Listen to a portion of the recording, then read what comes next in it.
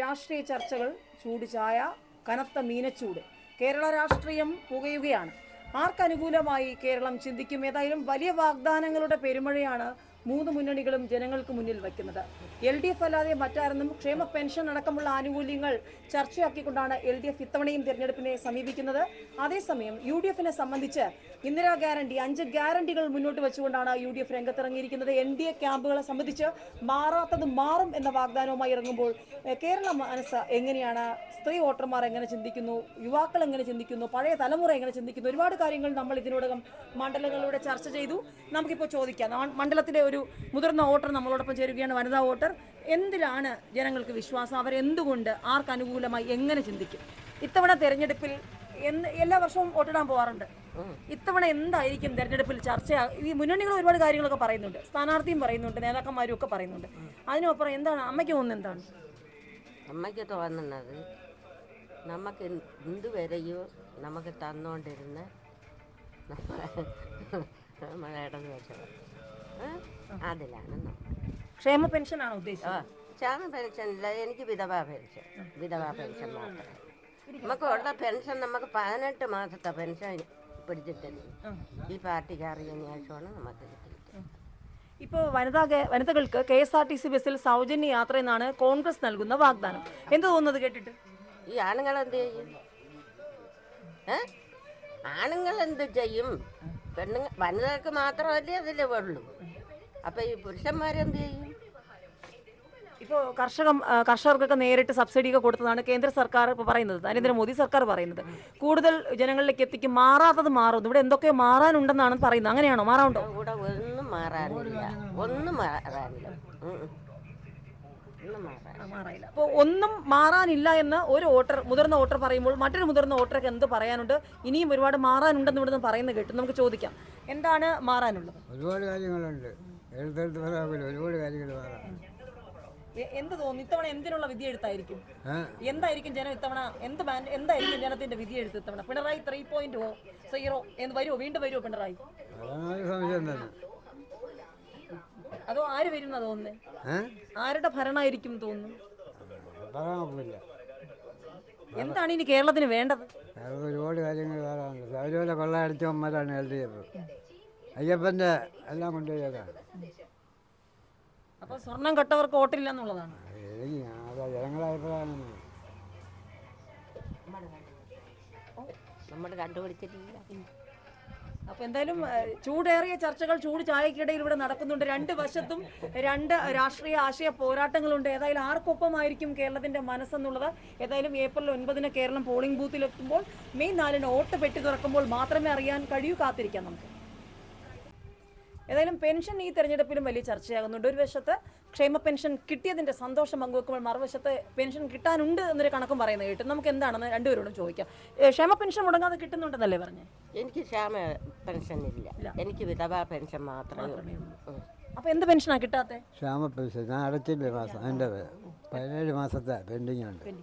അപ്പൊ പുതിയ സർക്കാർ ആരായാലും വന്നാൽ എന്താണ് അവരോട് പറയാനുള്ളത്? അത് തരാൻ പറയാനല്ലോ. അതെന്താ? എന്താണ് പറയാനുള്ളത്? ആര് വരും എന്നാ പ്രതീക്ഷിക്കുന്ന? കുറച്ച് ഇതൊന്നും പറയാൻ പറ്റൂല. ഇപ്പം എല്ലാവരും പറഞ്ഞിട്ട് കിടക്കുകയല്ലേ. പിന്നെ ഇനിയിപ്പം നമ്മൾ പറഞ്ഞിട്ട് എന്താ കാര്യം? ആര് ജയിച്ചാലും ഇതെന്തോറും നമ്മൾ വാർത്തയെല്ലാം കേട്ടോണ്ടിരിക്കുന്നു. പക്ഷേ നമ്മളെ പോലെയുള്ളവർക്ക് ഒരു കാര്യവും ഒരു പാർട്ടിക്കാരും കാര്യം അങ്ങ് പോയി. പണ്ടാണെങ്കിൽ എൻ്റെ സമയത്താണെങ്കിൽ ഞാൻ സഹാക്കന്മാർ വന്ന് വിളിച്ചാൽ ഞാൻ മത്സ്യച്ചങ്ങലയ്ക്കും എല്ലാത്തിനും ഏറ്റത് പത്തിലോടി പോവും.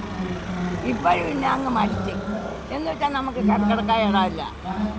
നമ്മൾ ഈ ആരോ പറയും പോലെ ഇടന്ന് കഴിക്കും പോലെ നമ്മൾ കഴിച്ചുകൊണ്ടിരിക്കുന്നത്. നമ്മളെ ചേട്ടത്തിൻ്റെ മക്കളാണ് നമുക്ക് വല്ലതും തന്ന് കുടിച്ച് നിത്യവത്തി കഴിച്ചുകൊണ്ടിരിക്കണം. 2 സെൻറ്റ് സ്ഥലം ഉണ്ടായിരുന്നു. ഞാൻ അതിനെ വിറ്റ് എനിക്ക് സുഖമില്ലാതായപ്പോൾ ഈ കൈ ഇതുകൊണ്ട് എന്താ ഇതൊക്കെ തേമാനം വന്ന് അത് വിറ്റ് ഞാൻ ചെലായി. അങ്ങനെയൊക്കെയാണ് എൻ്റെ ജീവിതം. അപ്പോൾ ഇത്തവണ തെരഞ്ഞെടുപ്പിന് വോട്ട് ആർക്കെന്നുള്ള തീരുമാനിച്ചില്ല? വോട്ട് തീരുമാനിക്കില്ല, അത് നമുക്ക് തോന്നിയ അതൊക്കെ ഇടും. പ്രത്യേകിച്ച് അങ്ങനെ ഒരു രാഷ്ട്രീയ പാർട്ടി അങ്ങനെയൊന്നുമില്ല. ഇല്ല, ഇനി അത് ഉണ്ടാവില്ല. പക്ഷേ നല്ല ഇടത് പാർട്ടിയിലോട് ഞാൻ നടക്കുകയും ചെയ്ത് പ്രവർത്തിക്കുകയും ചെയ്ത് വോട്ടും ഇപ്പം 4-5 കൊല്ലം കൊണ്ട് പിന്നെ ഒരു പാർട്ടിയിലോട് വോട്ടുണ്ട്, ഞാൻ അത് മാറാതെ ഇടും. തിരുവനന്തപുരം ജില്ലയിലെ വാശിയേറിയ 14 മണ്ഡലങ്ങളിലെ പോരാട്ടം കഴിഞ്ഞ തവണ 13 മണ്ഡലങ്ങളും LDF തൂക്കി. ഒരു മണ്ഡലത്തിൽ മാത്രമാണ് UDF വിജയിക്കാനായത്. NDA നിലം തൊട്ടില്ല.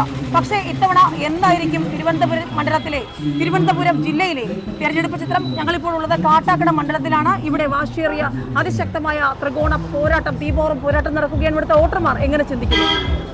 ചേട്ടാ, എന്ത് തോന്നുന്നു? ഈ ഒരു തെരഞ്ഞെടുപ്പിൽ എന്ത് തരംഗമായിരിക്കും ഞങ്ങൾ തിരുവനന്തപുരത്ത് കാണാൻ പോകുന്നത്?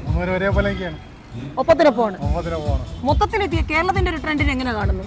ഒന്നും പറയാൻ പറ്റില്ല, ദിവസങ്ങൾ കഴിയണം. ഈ തിരുവനന്തപുരം ജില്ലയിലെ കാര്യത്തിലോട്ട് വരുമ്പോൾ നേമം, വട്ടിയൂർക്കാവ്, കഴക്കൂട്ടത്ത് വാശിയേറിയ പോരാട്ടമാണ്. അവിടെ എന്താ പ്രതീക്ഷിക്കുന്നത്? നേമത്ത്. വട്ടിയൂർക്കാവ് കാര്യമൊന്നും പറയാൻ പറ്റില്ല. കഴക്കൂട്ടത്തും ഇഞ്ചോടിഞ്ചെന്നാണ്. ആരെയും ഒന്നും പറയാൻ പറ്റാത്ത. എന്ത് തോന്നുന്നു? ഈ തെരഞ്ഞെടുപ്പിൽ പിണറായി സർക്കാർ തുടരുമോ അതോ? സംശയമില്ല, തുടരും. എന്തുകൊണ്ട്?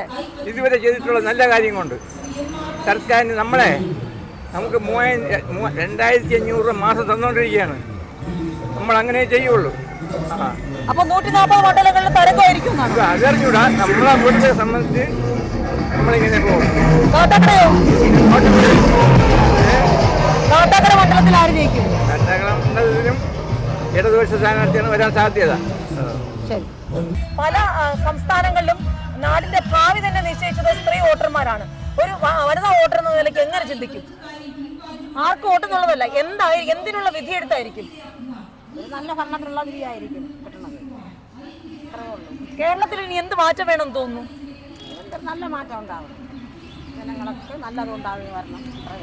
സ്ത്രീകൾക്ക് എന്താണ് വേണ്ടത്? ഒരുപാട് വാഗ്ദാനങ്ങൾ ഈ തെരഞ്ഞെടുപ്പിൽ പല പാർട്ടികളും മുന്നോട്ട് വെച്ചിട്ടുണ്ട്. സൗജന്യ യാത്ര അടക്കമുള്ള കാര്യങ്ങൾ. എന്താണ് നമ്മുടെ നാട്ടിൽ സ്ത്രീകൾക്ക് ഇനി വേണ്ടത്? സ്ത്രീകൾക്ക് സൗജന്യ യാത്ര വേണമെന്ന് പറയുന്നത്. നല്ല സംവരണം വേണം സ്ത്രീകൾക്ക്. അവർക്ക് നല്ല ഉറപ്പായ ഒരിത് വേണം. ഈ വനിതാ സ്ഥാനാർത്ഥികൾ ഇത്രയും മതിയോ ഈ തെരഞ്ഞെടുപ്പിൽ? ഇല്ല, എല്ലാവരും ഒത്തൊരുമയോടെ വേണം.